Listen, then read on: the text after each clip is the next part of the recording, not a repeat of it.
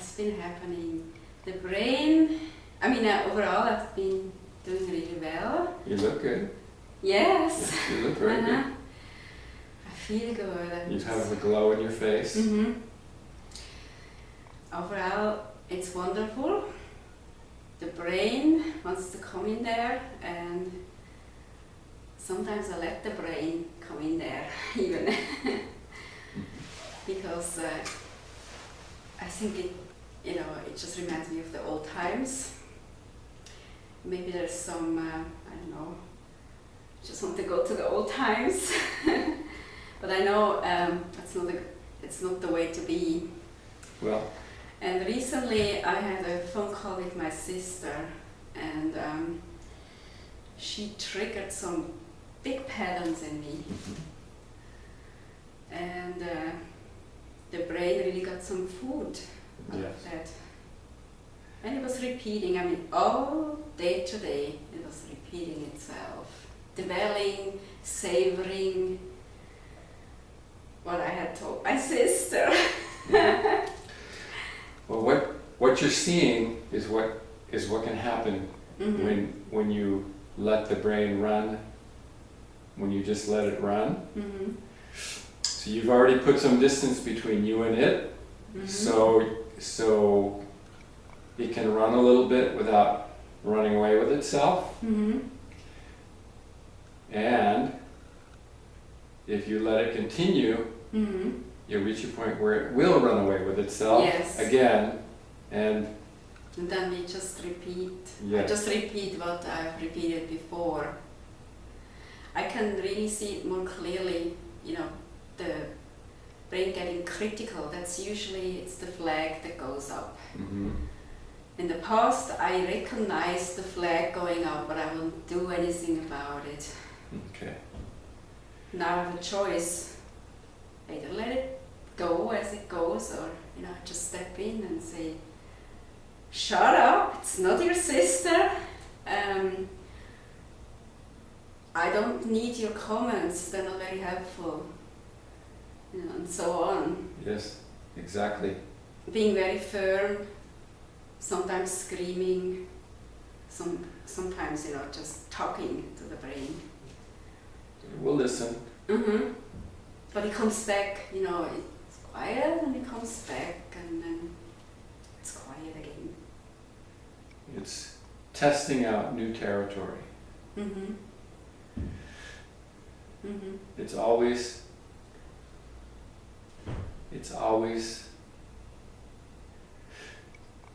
testing the limits of its territory.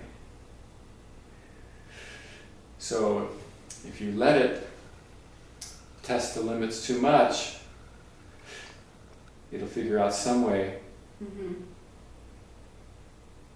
to create a problem for itself. Right, and I can feel it already in the background. There's this, this background noise, this uneasiness in the background. Okay. The important thing is that this is different for you. Okay. In the past, you weren't aware of what the brain was doing, and you just sort of helplessly were swallowed up in the patterns as they came up. Now you've put some distance between you and the brain, you and the thinking, and you can see what it's doing. Okay? You can see what it's up to. You can observe it. And at the same time, there's still a risk if you let it go too far. Yeah. Let's see. So how do you feel now about your sister and what you had, the conversation you had with her? Well, it's still kind of festering in there. She has done, every time we were on the phone, she always has a pointed remark. Pastor just listened, I said, okay, there it is again. And I observed that some of those pointed remarks are just repetitions of what my dad has told her. and she has internalized those. Yes, that's And common. recently, the last phone call, she really got some good ones. Okay, so Yeah. what happened? She said,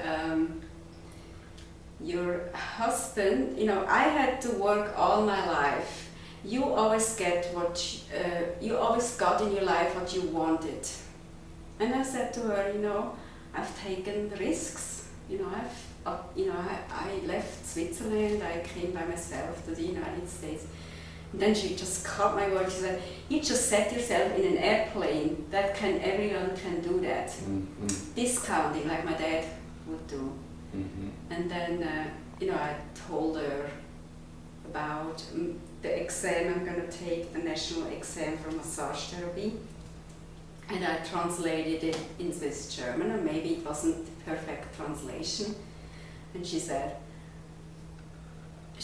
"You don't even know how to translate something right. It's not ein Staatsexamen," which is, what I said. It's just a little certificate. Nothing, just like my dad would do. I saw it, but I got triggered, and I raised my voice. But finally, I think it was a good thing. Finally, I told her that, I don't really appreciate the way you're talking to me, and don't. And basically, I won't listen. I just won't. I won't allow it to happen. And how did that feel when you said that? It felt like I let her know what the limits are. Mm-hmm. And I think she needed that. She needed to know how far she could go. I think she wasn't aware of that. She's very self-centered, it's always about her. She's suffering. She has to talk to my dad every day. The last few days I've talked to my dad just about every day too. Mm-hmm. It's not a problem for me, but it's a problem for her, and I understand it. When I was not feeling so well, yes, a lot of things were a problem. However, she thinks she has to do it all herself. Mm-hmm. She doesn't realize that, I could be her ally in this. I could help her out. Yes, you actually are. She doesn't realize it. Mm-hmm. Well, there's nothing wrong with setting the record straight with Mm-hmm. people, and as you come into this new way of being, Mm-hmm. you come to realize that you don't need to be everybody's garbage can, Yeah, which I have been, over the years, because I just didn't have the voice. Well, now, And it's a good thing to voice what you need. yes, now what you're finding is that things just come out. Mm-hmm. If something needs to come out Mm-hmm. from you, Yeah. it will just come out. There's no fear. Before there was fear, I cannot say that, or I don't know how to say it, and now it just comes out, and it's, to me it's speaking from the heart. Yes, it's the truth. Mm-hmm. And no one can argue with the truth. They either accept it and Mm-hmm. understand it, Mm-hmm. or they don't. Mm-hmm. She said something that really got my brain turning and churning. And luckily I have my tenant neighbor. I went to her, and she's really wonderful. She gave me some wisdom. But anyways, she said, "You have been so lucky in your life. You had a husband who always provided for you. You didn't have to work. He was just your little work animal." Mm.